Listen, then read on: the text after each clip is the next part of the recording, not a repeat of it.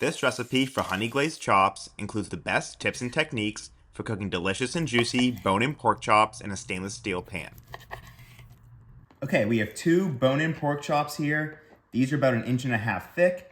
And the first important step is making these small incisions around the edge of the pork. If we didn't do this, when the pork hits the hot pan, it would curl up and then prevent it from getting golden brown. So this will just ensure that the entire pork chop gets golden brown all around. Okay, and after that's done, we're just gonna season each one with about 1/2 teaspoon of salt. So it's about 1/4 teaspoon on each side. And I'm not gonna add any black pepper or any other seasonings because that could burn when we put it in the pan. So just tap that in. And then get the other side.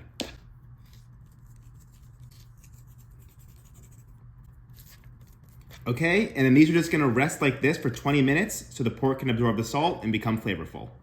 Our stainless steel pan has been heating up on medium-low heat for a few minutes. And the next important step is to blot off any moisture that comes up from the pork.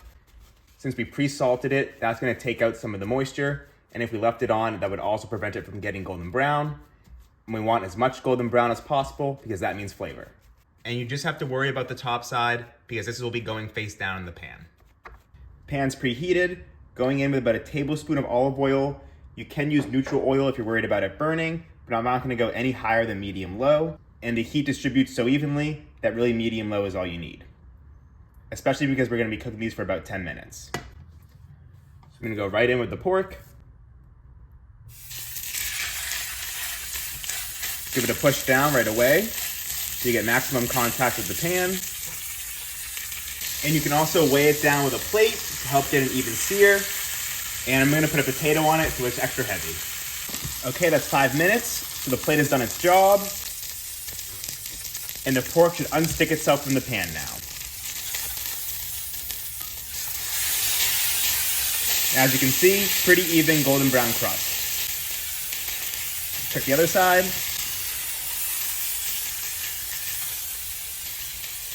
Looks pretty good. Plate back on. And now I'm just gonna do 4 minutes on the second side. Okay, that's 4 minutes on the second side. And don't worry, I'm gonna be eating that potato later today. All right, so now I'm gonna put the pork chops on this clean plate and let them rest for a couple minutes. And I'm also gonna turn the heat off so the pan can cool down a little bit, and I'm gonna add in some butter. The pan cooled down a little bit. I have the heat back on low, and that's about 2 tablespoons of butter. So we wanna get the butter nice and hot before we add back the pork chops and start basting it. Butter's melted, and I'm also gonna add 3 smashed garlic cloves and let those get fragrant. Garlic has some color, gonna push that aside, and time to add the pork back in.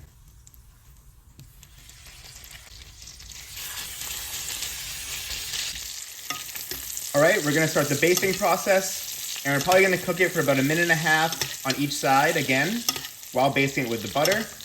And the part closest to the bone is gonna be what takes the longest to cook. So if you can, try to aim the butter right there. And of course, get the bone as well.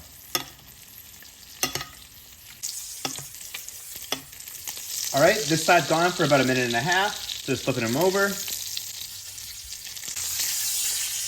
Now we're gonna do the same thing on the other side. And you can put some garlic on top now that it's been pretty much cooked. And this will help get more flavor into the pork.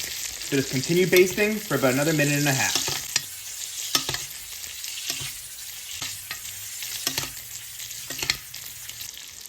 All right, that's another 1.5 minutes. That's enough searing and basting. So now take them out onto another plate. And now, while they rest again, it's time to make the sauce. And we don't need all this butter or garlic in the pan while making the sauce, so you can kind of ladle it onto the pork as it rests. Pan's back on medium-low heat, and now we're gonna deglaze with 1/2 cup of vegetable stock. You could also use water or chicken stock if you have it. And with a wooden spoon, we're gonna scrape up all the brown bits, and this is gonna make a very flavorful sauce. I'm also gonna toss in the resting juices from the first plate. I'm just gonna bring that to a simmer.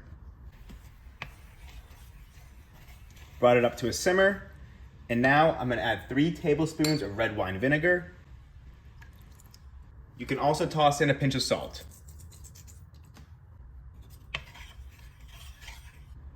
And also about 3 tablespoons of honey.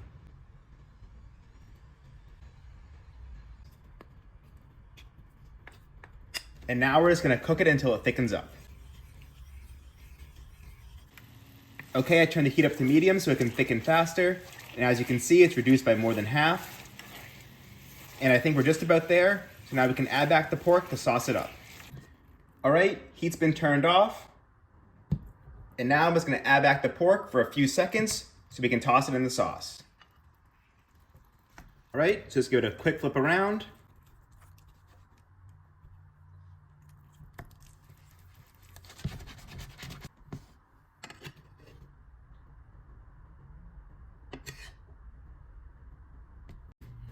All right, let's cut into one.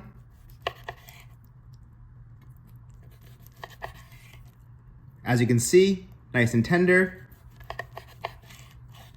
Still moist in the middle, a little bit rosy pink, just what you want. I sliced up a bunch more, finished with a little bit more of the glaze.